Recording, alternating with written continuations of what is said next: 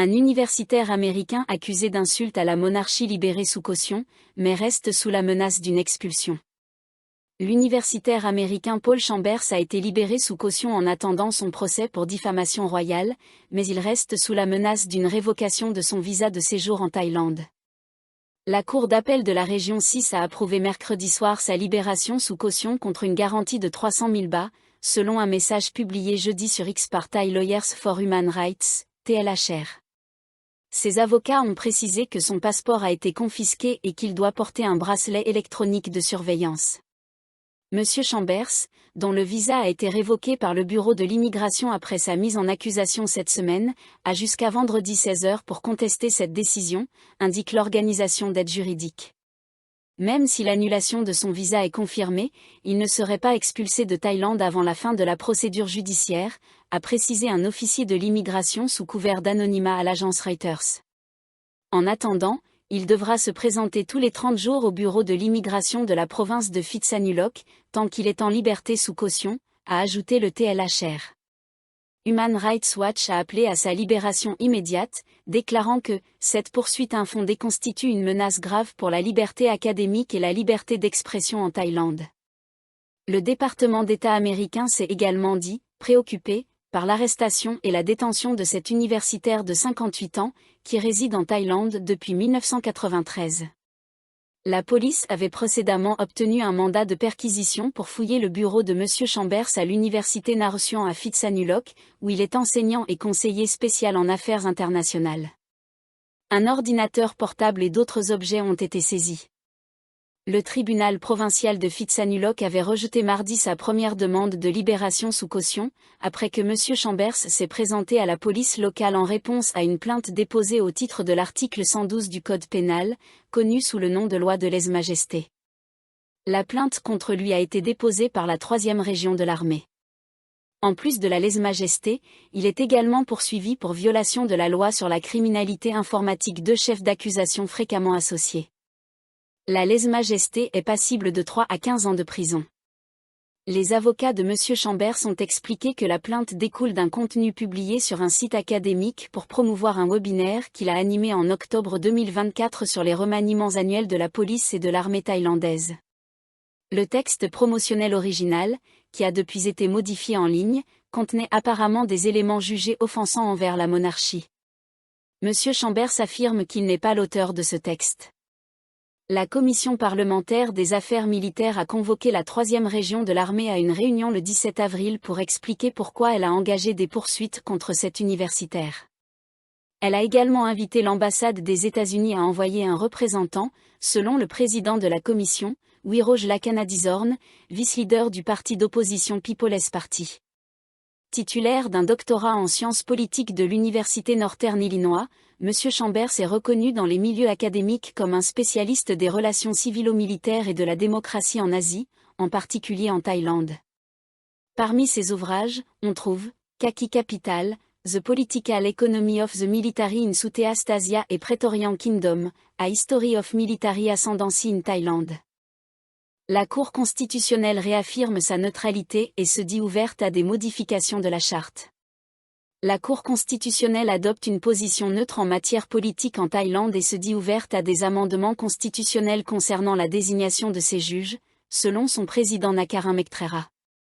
S'exprimant à l'occasion du 28e anniversaire de la Cour, célébré le 11 avril, M. Nakarin a déclaré que la Cour constitutionnelle avait gagné la confiance du public. Cette confiance se manifeste par le nombre croissant de pétitions soumises directement par des citoyens demandant un jugement sur des affaires soupçonnées de violer la Constitution. Ces pétitions peuvent être déposées conformément à l'article 213 de la Constitution de 2017, rédigé sous le régime militaire, qui permet à tout individu de saisir directement la Cour constitutionnelle s'il estime que l'exercice du pouvoir étatique viole ses droits et libertés fondamentaux. Certaines de ces requêtes ont porté sur des questions fondamentales, comme le droit d'un époux à poursuivre en justice en cas d'adultère, a précisé M. Nakarin. En juin 2024, la Cour a statué que le Code civil devait être modifié pour permettre à un conjoint de poursuivre l'amant homme ou femme de son époux, ce « légal ». Le jugement a remplacé les termes genrés, mari, et femme, par le mot « conjoint », neutre en matière de genre. M. Nakarin a reconnu que la Cour constitutionnelle n'existe pas en vase clos, elle fonctionne en lien avec le gouvernement, le Parlement et d'autres organes indépendants. Les requêtes que nous recevons montrent que les citoyens ont confiance dans la Cour constitutionnelle, et qu'elle est perçue comme un acteur capable de résoudre les problèmes, pas de les créer, a-t-il affirmé. La Cour n'accepte que les requêtes respectant les critères légaux et provenant de personnes habilitées à les soumettre. Le fait que des institutions sollicitent l'avis de la Cour pour valider la constitutionnalité de certaines actions démontre qu'elles ne remettent pas en cause son autorité, a-t-il ajouté. Il a également évoqué des conflits juridiques entre agences d'État, que seule la Cour pouvait trancher, soulignant ainsi son rôle crucial dans la préservation de l'État de droit. Le président a admis que le traitement d'affaires politiques pouvait peser mentalement sur les juges, ce qui est naturel. Toutefois, la mission première de la Cour reste de garantir la conformité des lois à la Constitution, et les affaires politiques ne représentent qu'une partie de son travail. Mais les gens ont tendance à ne se concentrer que sur cet aspect, a-t-il déploré. Il a assuré que la Cour restait impartiale, peu importe la nature de l'affaire ou les personnes impliquées. M. Nakarin a cité l'exemple de la Cour constitutionnelle sud-coréenne, qui a récemment confirmé la destitution du président Yoon Suk-yeol, provoquant des élections anticipées. Ce dernier avait été évincé à la suite d'une déclaration de loi martiale mal gérée, rapidement annulée. M. Nakarin a insisté sur le fait que la Cour constitutionnelle thaïlandaise reste fidèle à son principe de neutralité, refusant d'être instrumentalisée à des fins politiques. Toute pétition portant une intention politique cachée sera rejetée, a-t-il affirmé. Enfin, il a déclaré que la Cour est ouverte à toute réforme sur le mode de sélection de ses juges, via un amendement constitutionnel. Actuellement, les juges sont issus de nominations par l'Assemblée de la Cour suprême, celle de la Cour administrative, ainsi qu'un comité de sélection. Les candidats doivent ensuite être approuvés par le Sénat avant de pouvoir siéger à la Cour. Narathiwat, un officier de police a été abattu et sa voiture incendiée mercredi soir dans le district de Singepadi, dans cette province du Sud en proie à des troubles. Une explosion de bombes survenue peu après à proximité a fait 2 blessés légers. La police et des soldats sont intervenus à la suite d'un appel provenant du village de Batubune, Mou5, dans le Tambon Tortan, où ils ont découvert un véhicule calciné dans une zone boisée en bord de route, a rapporté le lieutenant de police Ilame Anusart Sanabu, inspecteur adjoint de la station de Singepadi. Il avait été alerté à 18h58 par Sukre Yakareya, chef du village de Fang. Le propriétaire du véhicule, identifié plus tard comme le capitaine de police Amari Abamaraka, 35 ans, officier adjoint au service des enquêtes de la police de Narathiwat, a été retrouvé mort par balle à environ 20 mètres du véhicule brûlé. Le corps a été transporté à l'hôpital de Singepadi pour autopsie. Les autorités estiment que cette attaque par balle suivie d'un incendie est liée aux troubles confessionnels persistants dans les provinces frontalières du Sud. Vers minuit et demi, une bombe artisanale a explosé dans le village de Lalailua, Mousset, dans le Tambon Rico, alors que le corps de l'officier abattu était en cours de transfert sur cette route. L'explosion a endommagé un pick-up qui passait au même moment. 2 hommes à bord du véhicule ont été légèrement blessés, selon la police. La première ministre Paetongtarn défend à nouveau le projet de loi sur les complexes de divertissement casino face aux critiques croissantes. La première ministre Paetongtarn Shinawatra a une nouvelle fois défendu le projet de loi sur les complexes de divertissement incluant des casinos, affirmant que certains éléments du texte sont délibérément déformés pour faire croire à la population qu'il légaliserait les casinos dans tout le pays. Elle a qualifié cette campagne de « jeu politique » visant à susciter des manifestations de masse contre ce projet phare de son gouvernement, annoncé dès son arrivée au pouvoir lors de la déclaration de politique générale au Parlement. La chef du gouvernement a déclaré qu'elle espérait toujours améliorer la compréhension du public concernant ce texte, qu'elle considère comme essentiel au plan de relance économique du pays. En réalité, les casinos légaux ne seraient autorisés à opérer que sur 10% de la surface de chaque complexe de divertissement, et non dans tout le pays comme certains l'ont faussement prétendu, a-t-elle précisé. Elle a désormais donné pour instruction aux agences gouvernementales à travers tout le pays de mener des campagnes d'information pendant la pause parlementaire de 2 mois, qui commence demain. Le vice-premier ministre Praser Jantararuanton a soutenu l'optimisme de la chef du gouvernement, estimant qu'une meilleure compréhension publique pourrait faire baisser la résistance.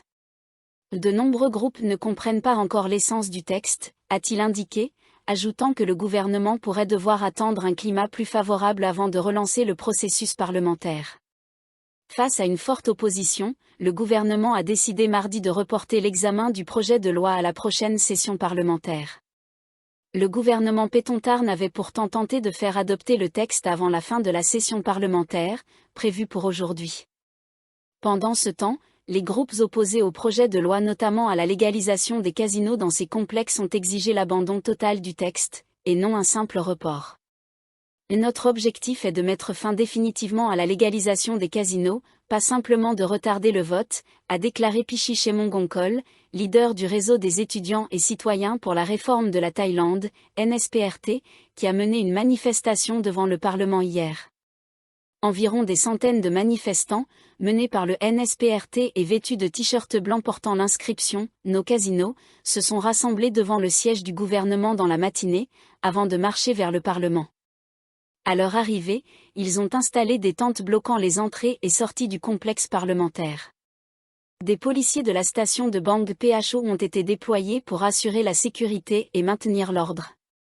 Monsieur Pichi a également exigé que le président de la Chambre des représentants, Wan Muhammad Noor Matha, enterre définitivement le projet de loi, au lieu de simplement le repousser. Il a prévenu que si Monsieur Wan acceptait de rouvrir les délibérations sur ce texte, il porterait la responsabilité de « salir le Parlement » en permettant, selon ses mots, la légalisation d'activités douteuses. Dr Warong Dekitvikrom, président du parti Thai Pakde et autre leader du mouvement de protestation, a menacé de « faire tomber » le gouvernement Pétontard si celui-ci persiste à ignorer la volonté populaire. Si le gouvernement continue de défier le peuple, croyez-moi, il n'y aura pas de nouvelle session parlementaire, a-t-il lancé. Ce ne sont pas des complexes de divertissement. Ce sont des casinos, des *** repères de mafieux et de criminels. Les leaders du mouvement ont promis de camper devant le Parlement jusqu'à ce qu'ils soient certains que la Chambre des représentants ne reprendra pas les débats sur ce projet de loi. Des manifestations similaires ont également eu lieu dans d'autres provinces, notamment à Khon Kaen, où des dizaines d'opposants se sont rassemblés devant la préfecture. Par ailleurs, lors d'une session à la Chambre des représentants mercredi, Chechanok Chitchob, député du parti Bumjete pour Buriram, a publiquement déclaré son opposition au texte. Le député est le fils de Noin Chitchob, figure influente du parti Bumjete, un allié clé du parti Pheu Thai au pouvoir.